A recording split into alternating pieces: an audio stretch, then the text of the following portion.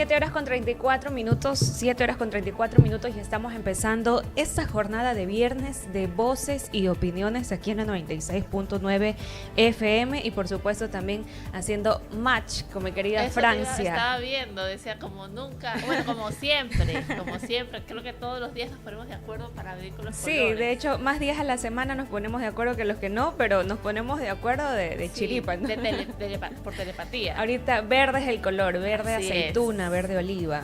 Qué lindo que es este color, me gusta A mucho. mí ¿Qué también tal? me ¿Qué tal encanta. la semana? ¿Cómo ha ido? Me extrañaron ayer, ¿qué tal estuvo? Sí. Uy, el día de ayer el debate estuvo muy interesante porque para la tarde del miércoles se dio a conocer lo de la captura de Fito, entonces hubo mucha tela por cortar. Claro, ¿y qué respecto a quedaron? eso. ¿Qué quedaron? ¿Fue por la ley de solidaridad?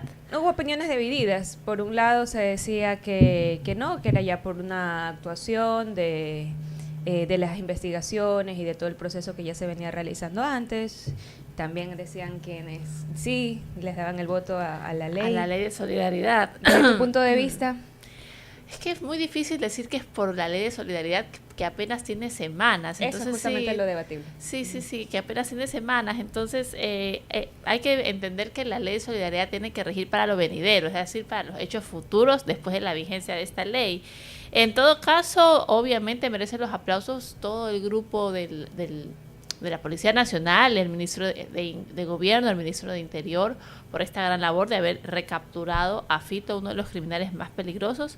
Pero si le podemos atribuir ese crédito tan grande a una ley, creo que es un poquito arriesgado, la verdad. Sí me parece que obviamente se merecen todos los aplausos del mundo y todas las felicitaciones porque ha sido un trabajo, creo que de hormiga, el dar con la ubicación exacta de Fito. Sin embargo, el tema de la ley aún me queda dudas. No lo sé, Rick. ¿Tú qué piensas, Dianita? No lo sé, Rick, se ríe Johnny. No sé, bueno, es que la ley también tiene puntos como el tema de ya no requerir un proceso, una orden de detención. No sé si eso también pudo haber ayudado. Claro, pero es que no estamos hablando de un allanamiento, claro, de un allanamiento para procesar a alguien o para tener una prueba contundente sobre un proceso penal. Estamos hablando de una recaptura, es decir, Fito ya está sentenciado. La policía y los militares y todas las fuerzas del orden tenían que actuar, porque ya existe una sentencia condenatoria, ya existe un pronunciamiento judicial. Entonces, pero bueno, vamos a ver, en todo caso, bien por el gobierno de Daniel Noboa. Y bueno, bien también por la ciudadanía, ¿no? Porque era algo que ya estaba esperando y que con esto pues puedan más adelante desarticularse estos grupos de delincuencia organizada. Oye, pero es la casa finísima de Fito, ¿sí la viste, Dianita? Estaba, Dios mío, eran unas paredes de mármol. Una mansión. O sea, no le faltaba nada. Exactamente. Pero me parece que era un búnker, era como que un subterráneo. La casa estaba completita, el tema es que en el momento que se dio cuenta que se estaban acercando los militares, ahí se escondió en el búnker, porque también habían ya reportes de que fue el séptimo intento de el séptimo operativo que realizaron los militares, en el cual ya dieron con él, porque al principio parece que en las ocasiones anteriores se escondía en el búnker y ya cuando se iban volvía a salir. Entonces, o sea, él estaba avisado, había alguien infiltrado seguramente, pero bueno, en ese momento capturaron a 4 personas más que eran sus guardaespaldas, ¿no? Pero ya al fin, creo que a la séptima pues ya entendieron de que había algo más, que no se podía ir y que probablemente había un búnker, entonces la tarea era saber en qué parte de la casa estaba. Así también leí una noticia que parte de la colaboración fue la hija de Fito, de verdad, qué terrible. Sin quererlo, la nena de 3 años en su inocencia sí admitió que el papá estaba en la casa. Dios mío. Y andaba con la niñera. Bueno, pues así pasa. En todo caso, bien por la ciudadanía, como bien decías tú, Dianita. Son las 7 horas con 39 minutos, 7 horas con 39 minutos, y esta madrugada Guayaquil sintió un temblor. ¿Usted lo sintió? Guayaquil volvió a temblar a la 1 hora con 31 minutos de este viernes 27 de junio de 2025. Un temblor de 4.8 grados de magnitud sacudió a la ciudad, según un reporte del Instituto Geofísico del Ecuador. Este es el tercer sismo que se registra en la provincia esta semana. El temblor ocurrió exactamente a 17 kilómetros de Guayaquil y a una profundidad de 45 kilómetros, según detalló el geofísico. Los ciudadanos que estaban despiertos a esa hora reportaron en redes sociales que sintieron el sismo en Guayaquil y en ciudades vecinas como Durán y Daule. Algunos comentaron que el movimiento fue fuerte. La empresa municipal Segura EP informó que, tras el temblor, realiza un monitoreo y evaluación técnica en Guayaquil. ¿Tú lo sentiste, Francia? Sí, me despertó a mí el temblor. Yo estaba dormida en el quinto sueño y estaba soñando que había un temblor. Me desperté y seguía temblando. Uy, yo creo que sí soñé, pero yo la verdad lo ignoré. No. Yo dije, no, es mi sueño. Y seguí. No, yo sí me desperté, pero no me daba mucha pereza levantarme de la cama, pero me quedé así y sí se sintió fuertecito, sí estaba fuertecito el temblor. Y me parece que el fin de semana también hubo uno. Ese sí estuvo más fuerte porque incluso se sonó. Así, no, fue terrible. ¿Lo sentiste tú? Claro, el del fin de semana fue el día sábado. Sábado, fue el día sábado. Cerca sí. de la 1 de la tarde, por ahí. Sí. Fue muy fuerte eso. Así es. Y bueno, en más noticias tenemos que el informe para segundo debate del proyecto de la reforma parcial de los artículos 110 y 115 de la Constitución, que busca eliminar el financiamiento estatal a partidos y movimientos políticos, estará listo el próximo 23 de julio, según el cronograma establecido por la mesa ocasional presidida por el asambleísta Esteban Torres Cobo. Torres, al revisar el estado del trámite del proyecto en el primer debate de esta iniciativa del presidente Daniel Noboa, detectó algunos aportes proporcionados por el Ministerio de Economía y Finanzas. En tanto, Sebastián Valdivieso, representante de Wildlife Conservation Society, alertó que miembros de grupos criminales extorsionan a personal de las áreas protegidas en Ecuador y se refugian en las mismas. El vocero de la organización de conservación más antigua del mundo compareció en la Comisión de Desarrollo Económico, que tramita el proyecto de ley de recuperación de áreas protegidas y promoción del desarrollo local, la tercera iniciativa que envió el presidente Daniel Noboa con carácter económico urgente. En su exposición el 26 de junio del 2025, Valdivieso dijo que el Ministerio del Ambiente tiene una larga lista de denuncias de extorsiones, agresiones y amenazas al personal de estas áreas.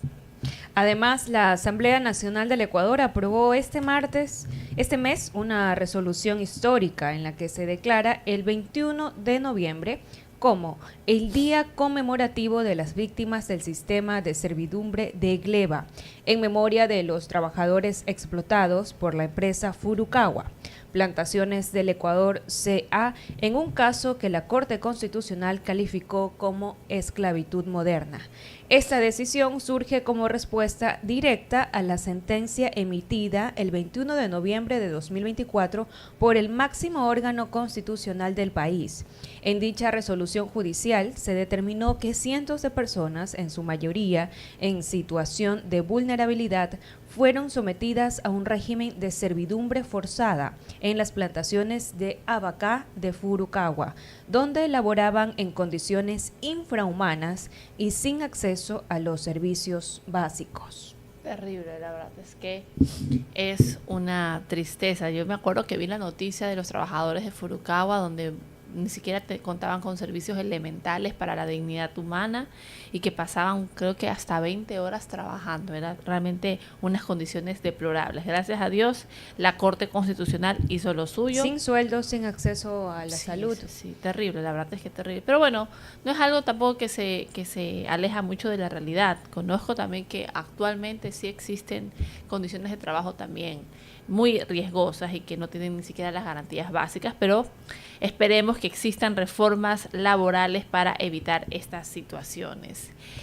También, ¿qué más tenemos de noticias? También en otro ámbito les contamos que debido a que Leonidas Issa, actual presidente de la Confederación de Nacionalidades Indígenas del Ecuador CONAIE, no asistió la mañana de este jueves 26 de junio a la audiencia del proceso penal por calumnia debido a la querella presentada por el líder indígena contra el expresidente Guillermo Lasso, el juez de Pichincha, Giovanni Freire, declaró desierta la acción presentada. Freire fundamentó su decisión en lo dispuesto en el artículo 650 del Código Orgánico Integral Penal, que habla de la inasistencia injustificada y explica que si el querellante no asiste de manera injustificada a la audiencia, el juzgador de oficio declarará desierta la querella con los mismos efectos del abandono, sin perjuicio de que se declare maliciosa o temeraria. Así es, así también tenemos otra noticia penosa. Por un lado capturan a Fito y por otro lado se escapa Fede. ADN aseguró el proceso de fiscalización por fuga de Fede. El oficialismo y correísmo nuevamente se disputaron un caso de fiscalización. Esta vez la fuga de alias Fede motivó a la Revolución Ciudadana a pedir la comparecencia de los ministros de Defensa Giancarlo Lofredo, del Interior John Reinberg y de las autoridades policiales y militares, así como del director del Servicio Nacional de Atención Integral a Personas Privadas de la Libertad, SNAI. Ayer, Revolución Ciudadana no logró los 77 votos necesarios. El oficialismo y sus aliados no opusieron sus voluntades para que esa fuga se aborde en la Comisión de Garantías Constitucionales, en la que el correísmo tiene mayoría y control. La propuesta fue planteada por el correísta Héctor Rodríguez. Él dijo ante el Pleno que la recaptura de alias Fito no debería ser una acción que genere tanta emoción del lado del oficialismo. Esto porque hay muchos más presos fugados, entre ellos el considerado líder de las Águilas, Rolando Federico Gómez, alias Fede. Entonces, la oficialista Inés Alarcón, presidenta de la Comisión de Seguridad, reclamó la titularidad de esta investigación. Ella arremetió contra el correísmo, dijo que mientras estuvieron en el poder hubo más de 50 presos que se fugaron. 15 de ellos de La Roca. También afirmó que la ley de la función legislativa faculta a las diferentes comisiones tratar los casos con base en su temática. Así, el oficialismo logró que la fuga de alias Fede sea tratada por una comisión en la que tienen mayoría. Lo curioso de esta decisión fue que el correísmo también votó a favor. Con 137 voluntades, el Pleno dispuso que sea la Comisión de Seguridad la que se encargue del proceso. Se estableció que esa mesa elaborará un informe que será puesto en conocimiento del Pleno de la Asamblea dentro del plazo máximo de 90 días. Aquí tenemos a otro delincuente fugado de la cárcel y bueno, se están debatiendo la mesa de comisión que va a estar al tanto de esa investigación. Hasta ahora está a cargo de la comisión, de una de las comisiones del oficialismo y con voto también colaborativo por parte de la RC. Vemos que existe una colaboración por parte de estas dos tendencias políticas más fuertes que lideran el Pleno de la Asamblea y que están uniendo esfuerzos para investigar la fuga de alias Fede. Son las 7 horas con 47 minutos, 7 horas con 47 minutos y estamos ya conectados con nuestro primer entrevistado en Voces y Opiniones. Se trata de la abogada Valentina Zárate, excontralora general del Estado. Ella nos va a hablar acerca de la Ley Orgánica de la Contraloría General del Estado y sus reformas en la Ley de Integridad Pública. Abogada, ¿cómo está? Buenos días. Desde estudios estamos aquí conectados, también escuchándola atentamente. ¿Nos podría confirmar, por favor, si tenemos buen retorno?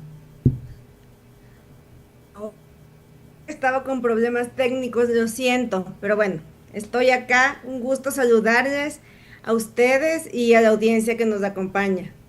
Muchas gracias por estar aquí conectada. Parece que sí, está fluyendo bien la comunicación. De este lado, Diana Alguien les saluda. También estoy junto a Francia Dret. Y bueno, han habido muchos cambios con esta ley de integridad pública y uno de ellos tiene que ver con la ley orgánica de la Contraloría General del Estado. Puntualmente, para que nuestra audiencia, para que nuestros oyentes puedan entender estos cambios, podríamos mencionarlos y de ahí ir partiendo con el análisis. Claro que sí, me parece bien. Esta reforma que fue aprobada en estos días pasados trae algunas novedades, no solamente en el cúmulo de leyes que reformó, sino concretamente en la ley de Contraloría, y me parece que podemos pasar a revisar. Si bien ya estaba en la Constitución de la República la obligación de Contraloría de prestar asesoría a los organismos del Estado, en esta ley se lo establece de manera mucho más clara y diáfana. ¿Qué es lo que dice la reforma?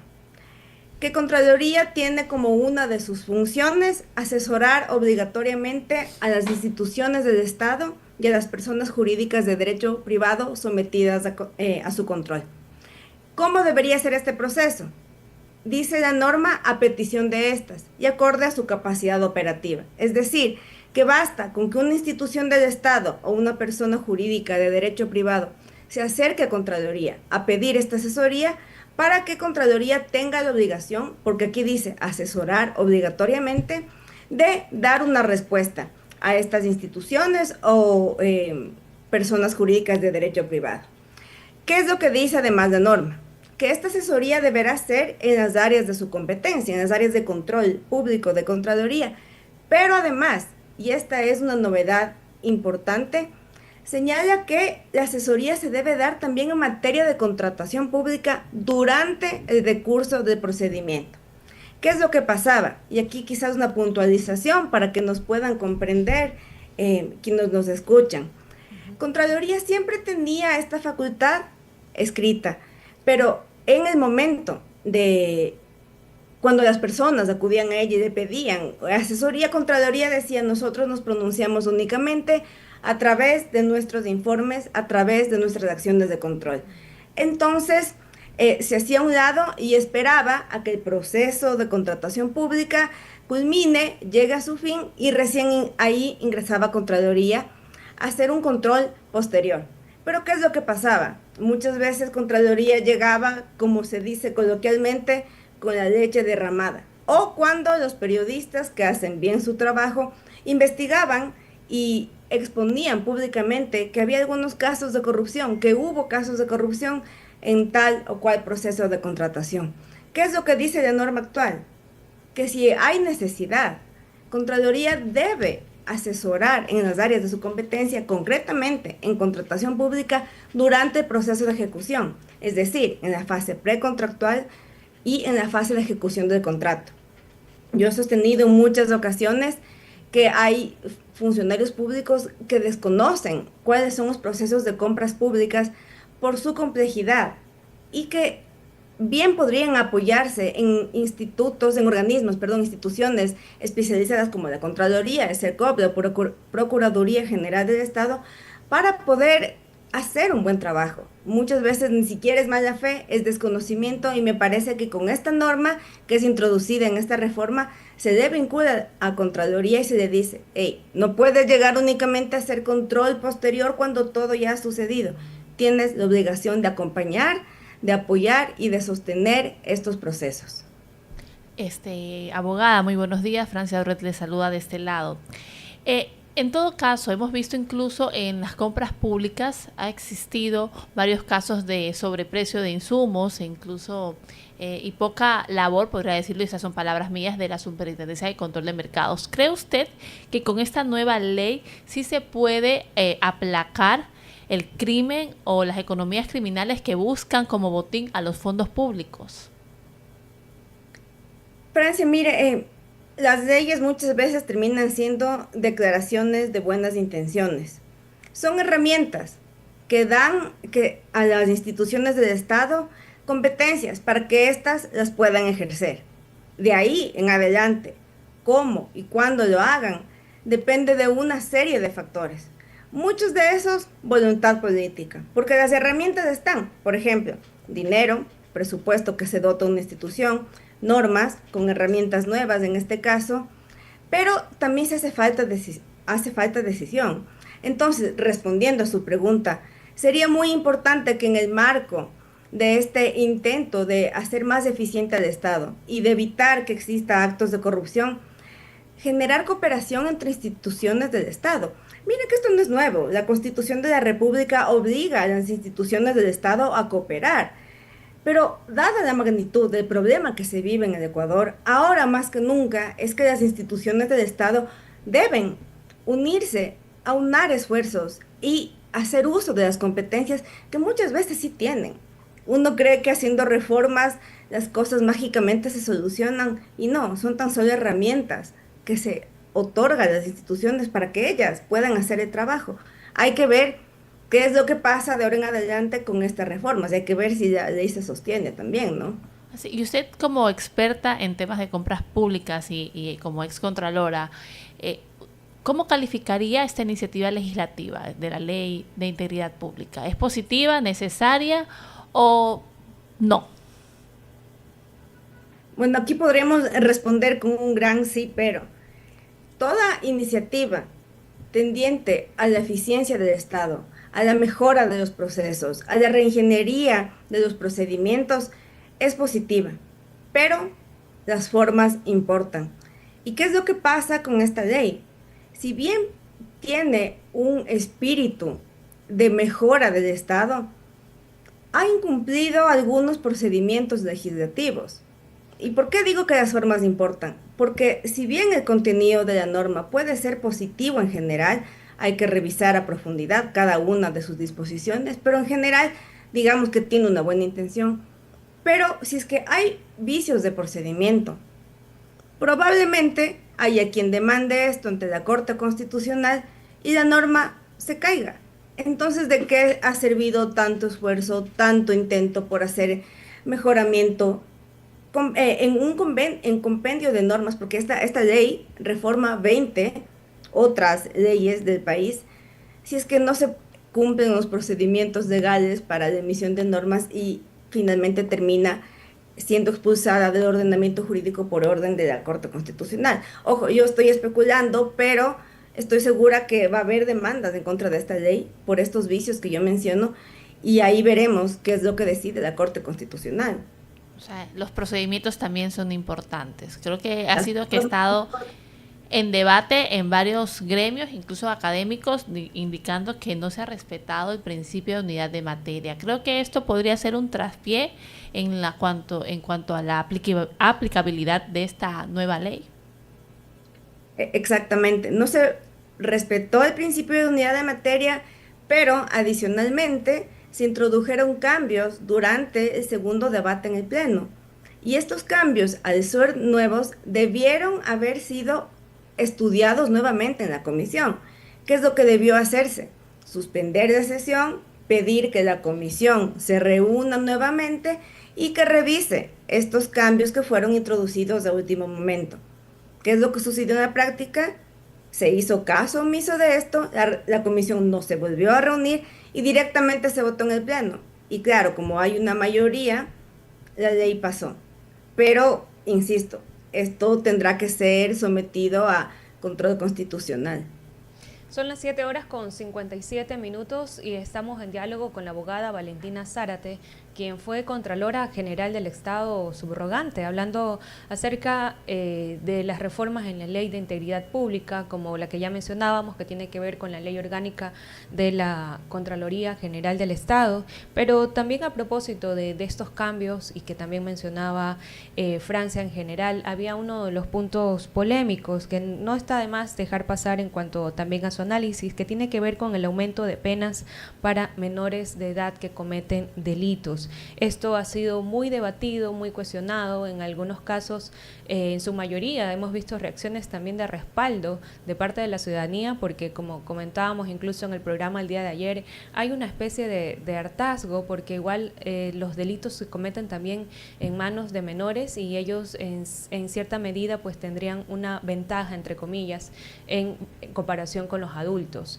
Sin embargo, también hay un debate respecto a los derechos humanos, de que no pueden ser igual sancionados que una persona mayor de edad. En ese sentido, ¿qué observaciones valdría la pena seguir analizando y también poner sobre la mesa para hacer algún cambio más adelante? Mire, sobre este tema en particular, inclusive llegó a pronunciarse UNICEF. Así es. Recordando que el Ecuador es signatario de los convenios de protección de niños, niñas y adolescentes. ¿Y qué es lo que pasa? La evidencia, las cifras, la data ha demostrado que la reducción de penas para adolescentes lo único que consigue es que se recluten cada vez más a personas más jóvenes. Entonces, si es que ahora se está estableciendo una pena mayor para adolescentes de 12 a 16 años, ¿qué es lo que van a hacer? Van a comenzar a reclutar a personas que sean menores de 12 años. Es decir, la problemática sigue porque no se está atacando la raíz. Hay evidencia probada en otros países que esta medida no soluciona el asunto principal.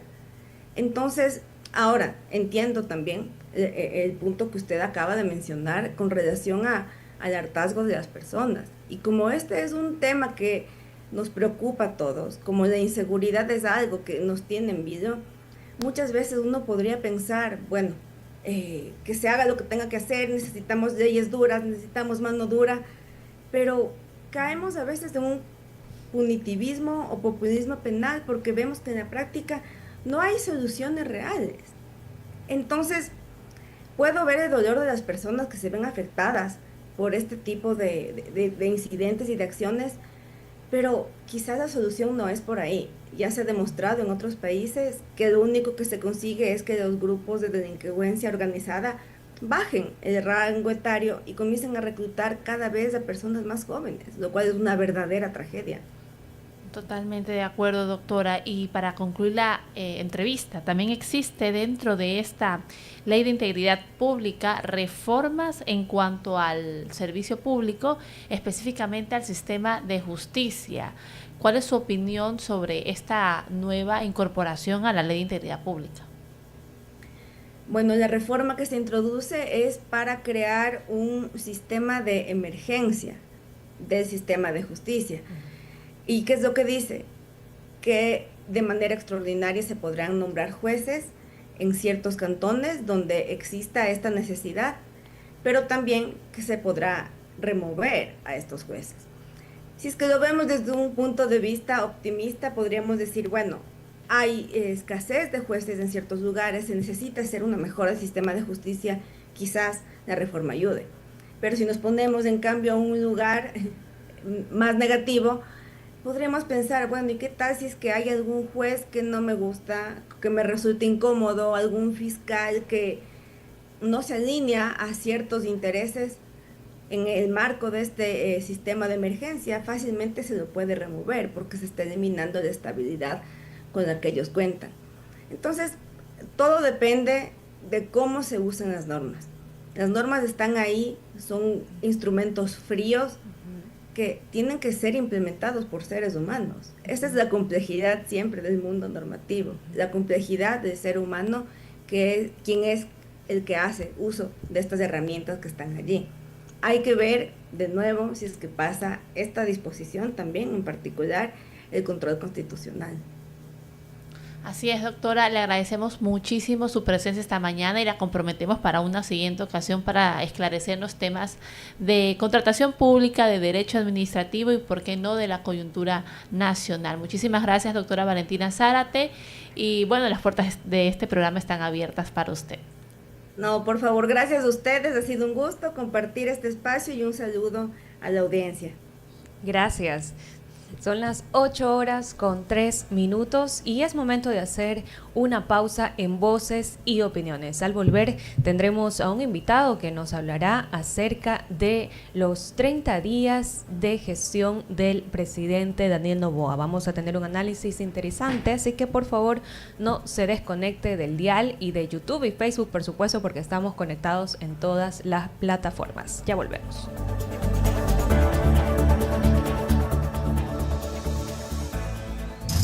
Ahora, en la 96.9 te damos buenas recomendaciones. Ya regresamos con más. Elegancia que se nota, distinción que se siente. Cavalieri viste al verdadero caballero.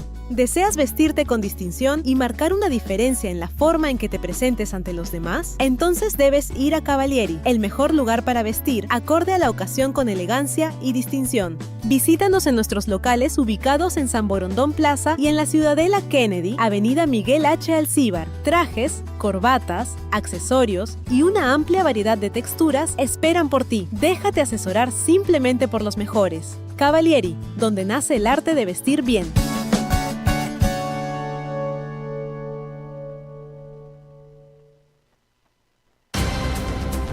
La información clara, veraz y oportuna. Es la base de una sociedad bien informada. Noticias 96. Alex Vargas. Las noticias que impactan en la comunidad, el país y el mundo. Análisis, actualidad y las voces que marcan la diferencia. Sofía Almeida. La información nacional e internacional que marca el rumbo del día. Te acompañamos con noticias, entrevistas y análisis de los temas relevantes del momento. Noticias 96. Coordinación y dirección general, Winston Taylor. De lunes a viernes, desde las 6 de la mañana. Por la 96.9. En información. La radio que te mueve. Atención Guayaquil, llega la cuarta edición de Ideativos Festa 2025, el festival donde la creatividad, el arte y la cultura pop se toma en la ciudad. Talleres artísticos, exhibiciones de ilustración, cosplay, diseño, cómics, animación y mucho más. Y lo mejor, desde Argentina llega por primera vez al Ecuador, Luis Otero. Hola, ¿cómo está Ecuador? Soy Luis Otero. Vamos a estar celebrando la cuarta edición del Festival Cultural y Artístico Ideativos Festa. La legendaria voz de los temas de Lifeman, Jiban y muchos otros clásicos del anime y tokusatsu. Prepárate para cantar, crear, aprender y vivir la fiesta de la imaginación. Del 18 al 20 de julio, en Plaza Guayarte, Ideativos Festa 2025 te espera. Entrada libre y actividades para toda la familia. Ideativos Festa 2025 llega gracias al grupo Uscacor, la 96.9 FM Guayas, Ideativos CC y Mister STL. Después de un accidente de tránsito, cada minuto es crucial para las víctimas. Por eso, usa tu celular para solicitar ayuda. Siempre cede el paso a los bomberos. Si existe una herida externa, ejerce presión para evitar la hemorragia. En caso de lesiones graves, espera la asistencia de paramédicos o personal de rescate. Cuida tu vida, conduce con precaución y actúa a tiempo. La prevención es la clave. Este es un mensaje del Benemérito Cuerpo de Bomberos de Guayaquil.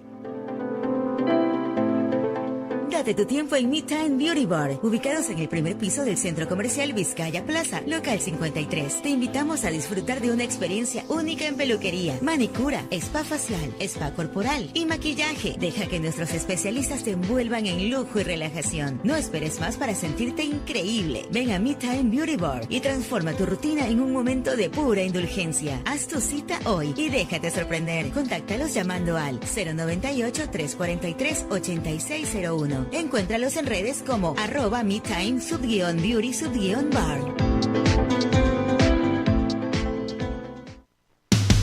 Lo que necesitaban tus tardes lo vas a tener con Jonathan y Carito.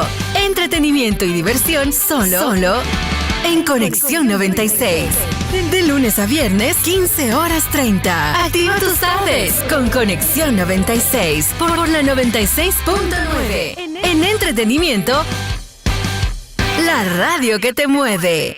Oigan vecinos, siempre trabajemos en equipo. Así seguramente veríamos nuestros barrios más limpios. Y yo la veo y ya sé cómo actuar. Horario y frecuencia siempre hay que respetar. Guayaquil, ciudad de todos, siempre vamos a cuidar. Sí. La ciudadanía, el municipio y Urbaceo. Juntos por Guayaquil, ciudad de todos. Los mejores están con los mejores. En la 96.9 te recomendamos lo mejor. La información con un contexto inigualable y diferente. Voces y opiniones de nuestro entrevistado del día. Voces y opiniones. El segmento de entrevistas y análisis de Noticias 96.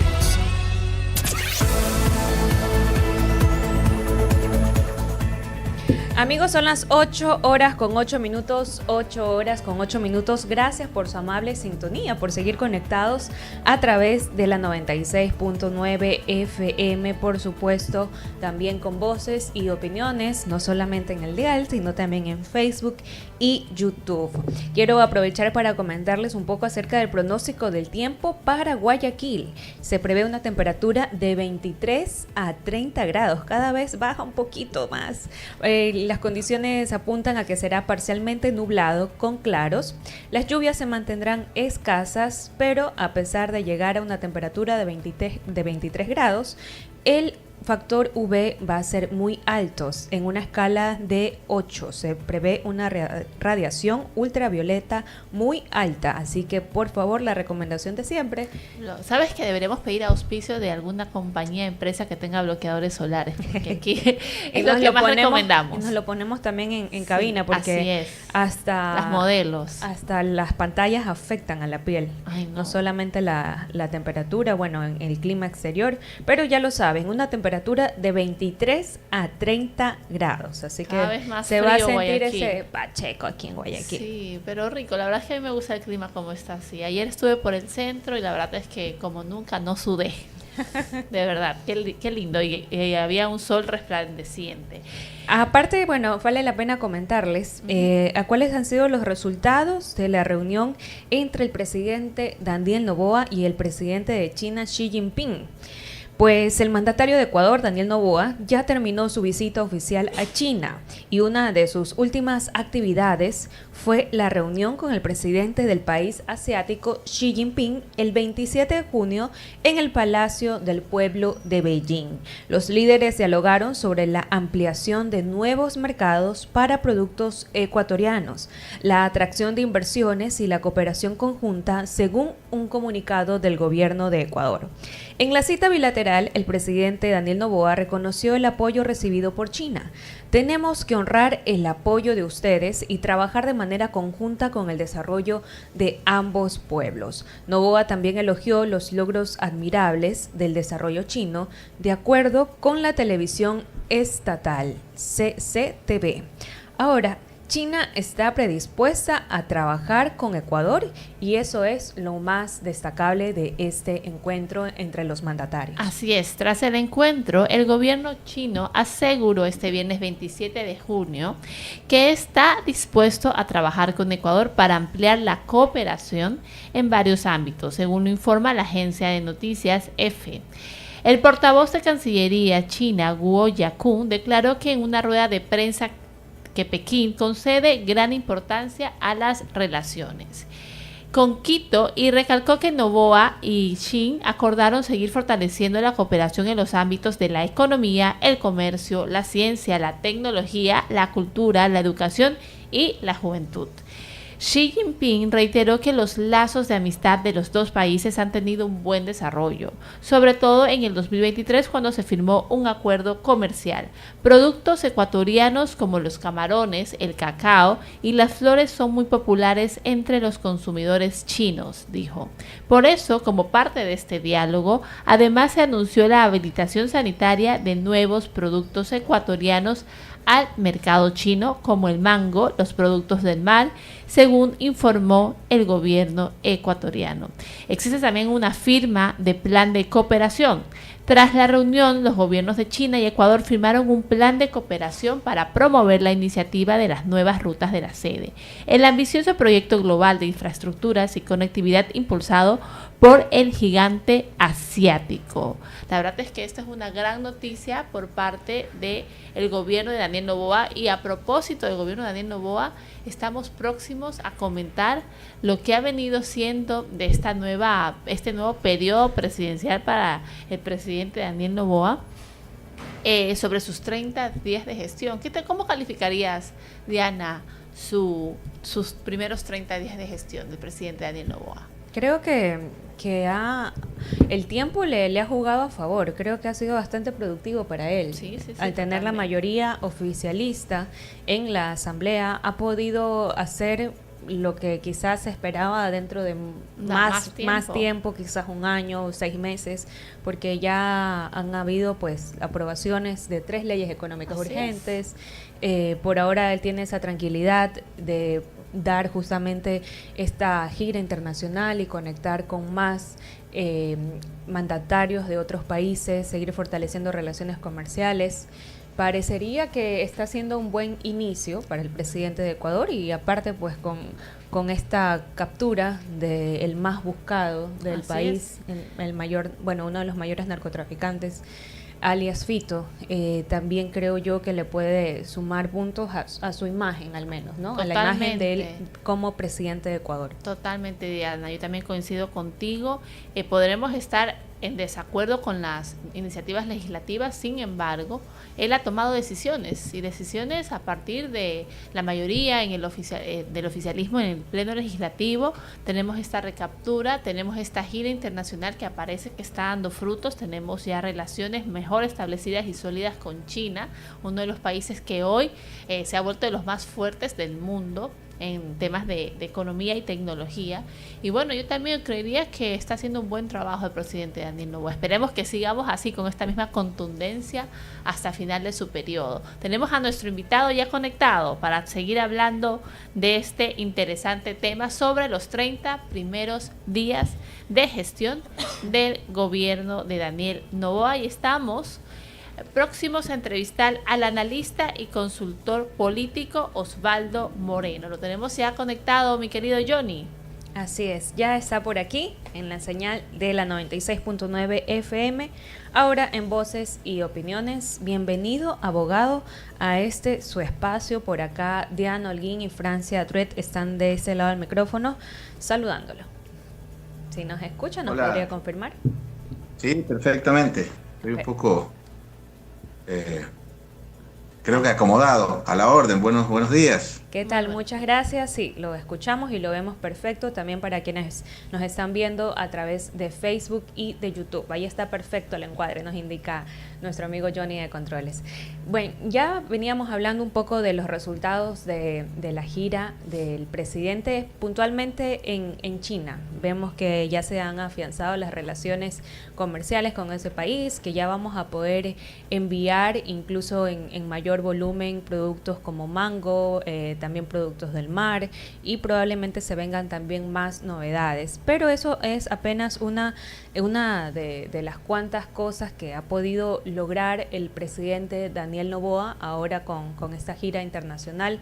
Pero además de eso, sabemos que han habido aprobaciones de leyes económicas urgentes, que por su propio carácter de urgente se han dado en tiempo récord, y esto y más en 30 días. Desde su punto de vista, ¿cuáles han sido pues estos puntos a destacar dentro de la agenda del presidente Noboa?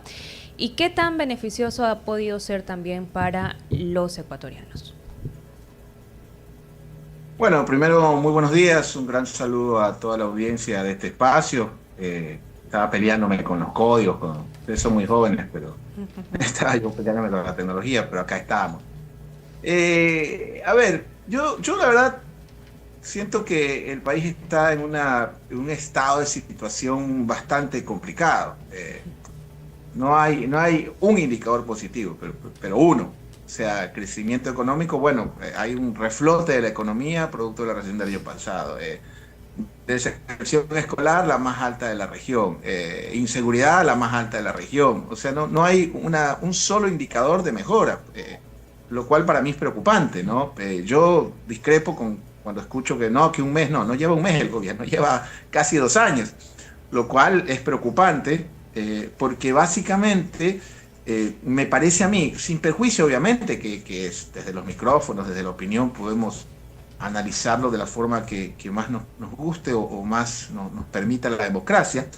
Es que me da la impresión de que el Ecuador no tiene tiempo que perder. Es decir, si tú tienes la crisis de inseguridad más alta de tu historia, si tienes la tasa de deserción más alta, y este tipo de medidas, por ejemplo, obviamente yo no tengo la expertise jurídica que tienen ustedes, pero ley, por ejemplo, antipillos, de la UAFE, que es lo medular, por ejemplo, casi no se habla. ¿Se habla de algún cambio de fondo en el UAFE? No, se habla de algún tipo de conexión que es fundamental entre la super de compañías, que creo que está en buenas manos, o la super de bancos, que creo que son funcionarios en ese sentido, bueno, todos nos conocemos en este país, pues creo que son funcionarios probos, pero no se habla pues de una conexión o mayor vinculación entre el trabajo que tiene de la UAFE, la super de bancos de compañías, porque tú puedes, digamos, encarcelar a cuanto hachero se te presente, criminalizar la pobreza, criminalizar a los jóvenes, pero lo de fondo, por ejemplo, porque recordemos que la pobreza extrema es la materia prima de la delincuencia, no tenemos respuestas. El haber recapturado a un tipo que se le escapó al propio gobierno me parece un buen acto, pero no es lo de fondo. Entonces, para mí es sumamente importante tener dos respuestas que son fundamentales. La primera, bueno, ¿cuál es esta política de Estado? ¿No? Que meter preso a cuanto hachero se te cruce tatuado y no hay ninguna empresa cerrada de lavado de activos, porque se calcula, por ejemplo, en el Ecuador, que los tipos más conservadores y menos ortodoxos, que aquí se lava casi el 10% del Producto Interno Bruto, lo cual es una chifladura. Digamos, la magnitud del lavado de activos en el sistema financiero. Entonces, ¿cuántos bancos han sido intervenidos? No. Esto no es de criminalizar pobres, de entrar a cuánto barrio marginal existe y detener a 20 y tener que liberar a 10 porque justo iban a la farmacia o a la panadería. Entonces, yo no es que quiera, digamos, dañar la magia, porque indudablemente es indudable dos méritos que yo le otorgo al presidente y me interrumpe con confianza. El primero, me parece positivo que Noboa jubila a su tendencia, empecemos por ahí. Usted sabe que los viejos líderes políticos no se retiran, los retiran. Noboa jubila, barre, tabla rasa, empezando con el abogado Nebot, con todo respeto a quien le tengo mucho aprecio y cariño. Entonces hace un barrido de su tendencia. Y tiene un opositor indudablemente identificado que está cometiendo justamente ese error, que no se está renovando. Continúan con las mismas vocerías, los mismos errores, etc. Yo creo que ese es el primer mérito que tiene el presidente. Y lo segundo, que es la parte que es importante, ¿no? Que usted lo dijo acertadamente, yo creo que tiene que haber correctivos en la política exterior. Y una visita a China tiene dos mensajes muy importantes. Primero, bueno, yo estoy en un mundo multilateral. Metí la pata, invadí una embajada, nadie me fue digamos, como solo vino el Principito a la cumbre interamericana, etcétera. Pero bueno, el mundo es multilateral. Me voy a China. Y prácticamente entiendo que casi quedo a la oficina hasta que me atiendas, así, y lo han atendido, ¿no? Por ejemplo. Entonces, ese tipo de visitas son positivas, pero en el fondo, digamos, en la casa que está incendiándose, y al menos yo respetuosamente no veo medidas de fondo, digamos, que tenemos la tasa de deserción escolar más alta de la región. O sea, discusiones que usted tiene en la UNICEF o en la UNESCO de Senegal, de Burkina Faso, de Sudán del Sur, las tienes en el Ecuador, que ha aumentado el analfabetismo brutalmente. No hay 10 millones de dólares para reponer las escuelas. Entonces, en ese sentido, yo creo que sí, tenemos que felicitar, celebrar y acertar lo acertado o digamos, respaldar, pero lo de fondo, yo al menos, corríjanme ustedes, o nuestra audiencia, o su audiencia, pero me siento parte de esta audiencia al estar aquí invitado generosamente, no siento políticas, digamos, de Estado en dos temas fundamentales. Educación, que es la única forma de alejar a los chicos, por más de que los criminalices, los metas pobres, los tortures, los declares sicarios. Educación, que es la primera parte. Y la segunda, nadie va a invertir un real en un país donde no puedes poner una vulcanizadora si no presupuestas las vacunas. Por ejemplo, el tema de la inseguridad se ha tomado, digamos, prácticamente ya no es un tema de barrios marginales, se ha tomado, digamos, la ciudad. Guayaquil está tomada por el AMPA, tomada, no es que zonas, ya no son negocios, ya son barrios, ya son colegios. Entonces, me parece que hay que tomar medidas de fondo que van más allá, digamos, de hacer operativos hollywoodescos con 30 jeep para agarrar 4 hacheritos. No, así no funciona. Creo que tiene que haber una política más radical en ese sentido, pero que resuelva lo de fondo. Justamente con ese análisis, pues, estamos viendo que efectivamente hace falta una intervención en lo social. Mencionaba, por ejemplo, la educación. Bueno, también se podrían incluir también los temas de salud.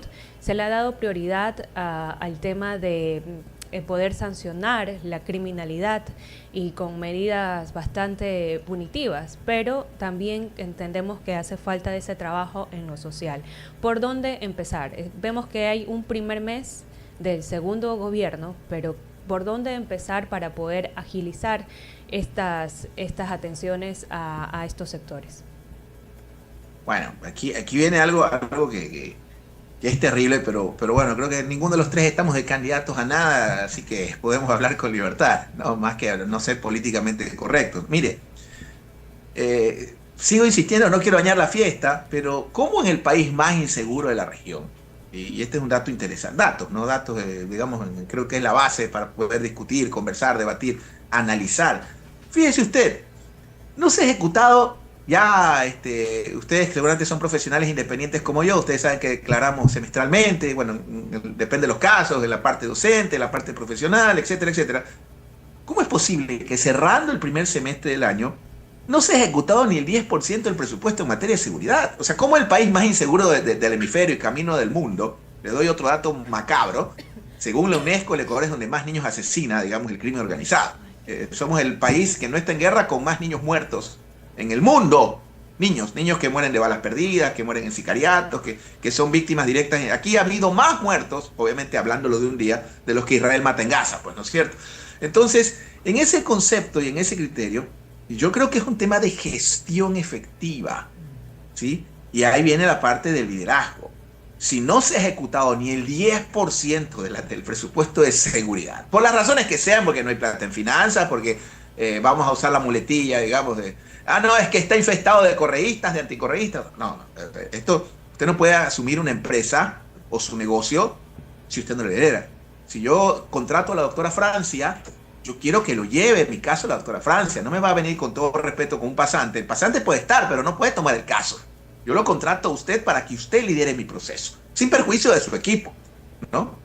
Porque yo tengo colegas a veces que agarran 15, 20 campañas y mandan a un estudiante, que yo amo a los estudiantes, estoy rodeado de estudiantes. Digamos, yo soy, para mí educar es como sembrar un bonsái en el jardín, pues no lo hago por dinero, lo hago porque me da vida, porque me permite contagiarme a la juventud, como Rodó, como Olmedo, como Montalvo en su momento era la juventud. Tiene que ser pasosa la juventud, como decimos los montuyos. Entonces, no tenemos, digamos, liderazgo en la conducción de lo público y esto se traslada a la ejecución presupuestaria. Ni le cuento educación. No hay 10 millones para reponer 4 escuelas. O sea, es una chifladura. Entonces, ese tipo de cosas tenemos que decirlas para que el gobierno nos tape la boca, no para ser su enemigo. O sea, aquí nadie, yo no puedo competir con la inteligencia del gobierno, la del SRI, yo qué sé, los organismos que a veces se utilizan un poco en otros regímenes, no es el caso ecuatoriano. Creo que todos hablamos con libertad, discutimos, debatimos, etcétera, etcétera. Pero sí creo, respondiendo a su pregunta, que la clave es ejecución. Me parece que falta ejecución en la gestión pública y eso se refleja en la ausencia de efectividad en la ejecución presupuestaria de áreas tan sensibles como, le puse solo un ejemplo, la seguridad. Bueno, he escuchado con atención, Osvaldo, lo que ha mencionado y estoy totalmente de acuerdo. No existe una política clara en cuanto a el tejido social, la reconstrucción del tejido social, en temas educativos. Sin embargo, vemos que estas iniciativas legislativas, la ley de solidaridad, los pronunciamientos por parte del ministro del Interior, el tema de la prisión preventiva como regla general, captura al electorado, captura a la audiencia. Es un discurso bastante encantador. ¿A qué se debe este discurso encantador y esta popularidad que cada vez sigue creciendo? Sin embargo, los índices de delincuencia están peor que nunca. Usted dio en el clavo, que es lo que no entiende, creo que el 90% de los analistas, colegas míos, me costó entender, por si acaso me incluyo, que es el tema de lo nuevo, ¿sí? Siempre, por más... vamos a analizar esto, pero por Dios, a mí, quería... Francia me espeluznó la última campaña, pues no fue el centro de discusión las ideas, fue la adjetivización. No, tú eres más lavador que yo, tú eres narco, tú eres más narco. O sea, se narcotizó la campaña. Y no hubo un discurso. No, obviamente está claro, no están compitiendo para ser decano de la Flaxo, de la Andina, de la SPOL, de estas universidades maravillosas. Está claro, no elegimos a un papa, al cardenal. Eso está claro. Pero sí, o sea, yo hubiera esperado. Mire, a mí la clase política, queridas colegas, querida audiencia, me quedó debiendo, no unos sabios, digamos, griegos, con toga y con laureles en la cabeza, pero por lo menos un debate mínimamente, escúcheme, con respeto y cariño, mínimamente conceptual. Es decir, ok, Francia, ¿usted está de acuerdo que el Estado mínimo? Perfecto. No, yo creo que tiene que haber economía centralizada. Ese es el debate, porque aquí satanizamos la polarización, porque la polarización en el fondo es positiva siempre que es conceptual, siempre que está dentro del campo de las ideas y los conceptos. Esa polarización es bienvenida. Socialistas, liberales, socialdemócratas, por favor, discutamos qué proyecto. Yo creo que la gran ausencia, Novoa tiene otra ventaja. Vamos a ver sus virtudes para que no digan, no, este es antinovista. No lo soy. Yo simplemente, a mí me enseñaron, yo soy politólogo, yo no hablo ni bien ni mal de los políticos, yo los describo. Y cuando estoy involucrado en un proyecto profesional me suelo excusar. Bueno, en este medio nos conocemos toditos, pues, ¿no? Entonces, yo no alquilo mi opinión ni la incluyo en el paquete. Cuando yo tengo un conflicto de intereses, se lo digo al colega periodista y no le acepto la entrevista. Entonces, no tengo ahorita, digamos, un conflicto de intereses, no estoy, digamos, involucrado en el tema. Pero le comento un tema. Una virtud de Novoa, que nunca entendió el correísmo ni la mayoría de colegas, es básicamente que es lo nuevo. No es lo mismo. Para quienes vivimos al menos yo me siento feliz en mi matrimonio, Pero no es lo mismo un matrimonio de 6 años, 10 años, 5 años que un noviazgo de 3 meses. ¿Sí? O sea, no es el uno mejor o peor, simplemente no son lo mismo, es diferente. Estamos básicamente en una luna de miel con Daniel Noboa. Porque si usted compara, le guste o no el correísmo, ¿ya? Y esto es chistoso, porque cuando uno hace estas declaraciones tiene por un lado los trolls del uno y los trolls del otro, y terminan dándote todo. Pero bueno, uno no busca. Aquí, queridos amigos, la historia ya no la escriben los vencedores, sino los buscadores. Lo que estamos hablando en esta audiencia ya no se la van a contar a nuestros hijos, la van a ver. Esto ya queda ahí, íntegro. Entonces, Noboa representa indudablemente lo nuevo, porque Alianza País es el pasado. Y eso no es lo que Correa no termina de entender, porque los viejos líderes no se retiran, los retiran. Y ya la izquierda, y no tengo nada contra Correa, yo creo que tiene más en común conmigo que con Noboa. Correa es como nosotros, un tipo de la clase media, formado con educación superior, que las clases medias, digamos, nos impulsa la educación, es lo que nos pone donde estemos, es nuestra educación, con todo respeto a las personas que heredan, ¿no? Pero las clases medias tienen esa potencia que lamentablemente son las más afectadas. Ahorita se está discutiendo reformas laborales que van a afectar a la clase media. Nosotros pagamos impuesto a la renta, IVA, tenemos que pagar medicina prepagada, pagando el 10% de nuestro sueldo en el IES, o sea, es una chifladura ser clase media que este país. Entonces, el primer aspecto creo que Noboa representaba o representa lo nuevo, y contra eso me parece que se han dado todos y no lo terminan de entender. Luisa González, con todo respeto, una señora que tiene su mérito indudablemente, pero no es el mejor cuadro, y no, ni siquiera por preparación, no va por ahí, ¿no? Porque es un cuadro muy orgánico que está bien por la estructura política, pero tú necesitas abrir un abanico más grande. Entonces Noboa representa eso. Noboa es el cambio generacional, es el cambio político, pero yo creo que nos está debiendo todavía mucho en materia de gestión efectiva. Y por ejemplo, para culminar la entrevista, disculpe que lo interrumpa, doctor, ¿qué tan sostenible... Osvaldo, disculpe. ¿Qué tan sostenible podría seguir teniendo esta narrativa de lo nuevo, lo novedoso, los jóvenes, si no tenemos una política pública clara? Hola, ¿la perdimos? Mire, hay algo que me queda debiendo Noboa. O hay algo que no. ¿Ahí me escucha? Sí, ahí volvemos. Bueno, parece que otra vez se cortó la transmisión. Parece que el doctor Moreno está teniendo una pequeña falla en la señal de su equipo, porque no lo podemos escuchar bien. Se había congelado la señal. Ahora sí volvimos. Ahora sí me escucho. En síntesis, respondiendo a la pregunta de Francia en honor al tiempo, doctor.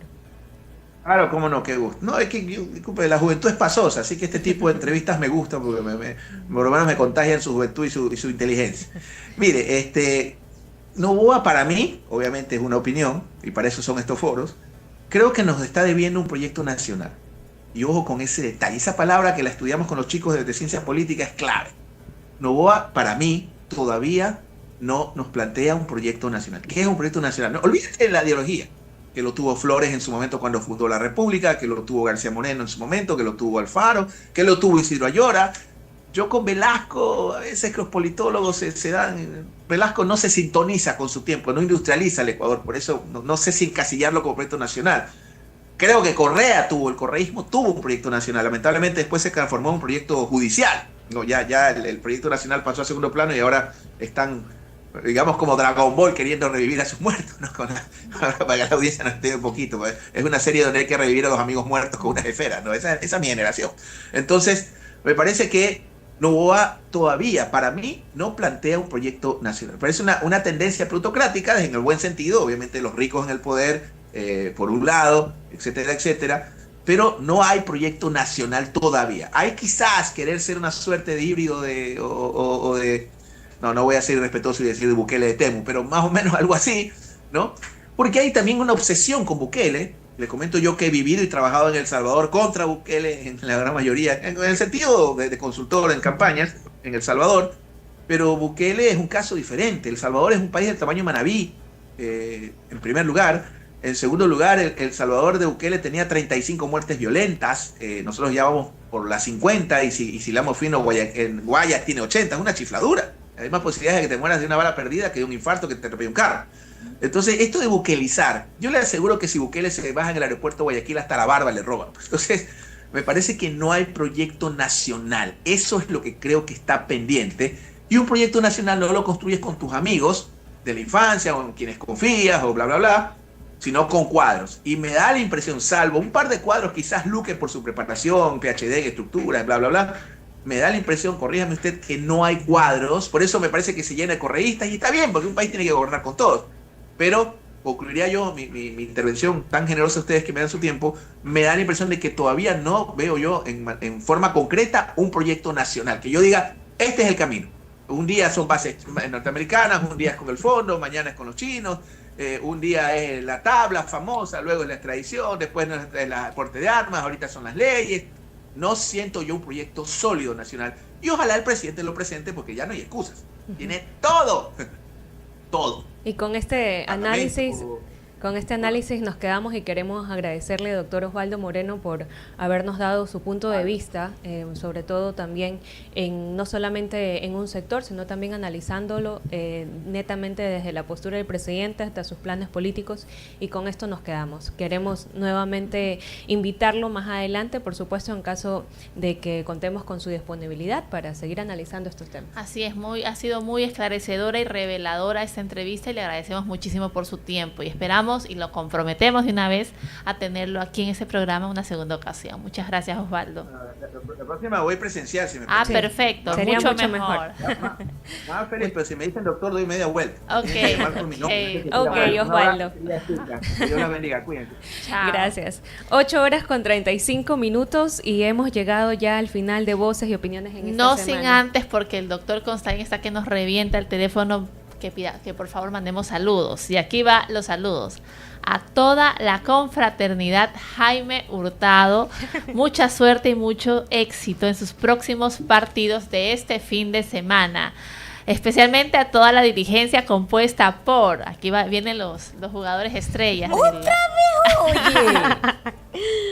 Felipe Segura, Milton, Guidiño, Abdo, Pedro López y el profesor Aro. Y esos nombres, Guidiño y Abdo, nunca los había escuchado. Pero en todo caso, mucha suerte, por favor. Si hacen un gol, por favor, me lo dedican a su cuasi madrina, que no puede ser. El siguiente año con Fesi. ¿Tienes algún saludito? Para Leonel Yungán, estaba atento también a las recomendaciones del clima que estábamos comentando aquí en Voces y Opiniones.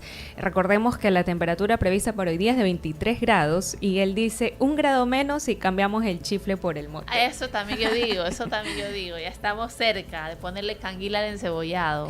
Y antes también tenemos una recomendación para las personas que desean vestirse bien. Ya saben que hay un lugar especializado aquí en la ciudad y se trata nada más y nada menos que Cavalieri. Elegancia que se nota, distinción que se siente. Cavalieri viste al verdadero caballero. ¿Deseas vestirte con distinción y marcar una diferencia en la forma en que te presentes ante los demás? Entonces debes ir a Cavalieri, el mejor lugar para vestir acorde a la ocasión, con elegancia y distinción. Visítanos en nuestros locales ubicados en San Borondón Plaza y en la Ciudadela Kennedy, Avenida Miguel H. Alcíbar. Trajes, corbatas, accesorios y una amplia variedad de texturas esperan por ti. Déjate asesorar simplemente por los mejores. Cavalieri, donde nace el arte de vestir bien. Y con esta excelente recomendación vamos acabando nuestro programa Voces y Opiniones. Llegamos al viernes 27 de junio, ya finales el próximo lunes nos vemos, Dios mediante, para terminar el programa del mes de junio, porque así es, ya termina el primer semestre del año. Dios imagínate. Mío, se me ha ido volando. Dentro de poco estaremos cantando el Jingle Bell. Así es. Bueno, nos vemos hasta el lunes, Dianita. Que tengas un excelente fin de semana y gracias, un excelente igual fin para de ti, semana. Francia, y amigos oyentes. A todos.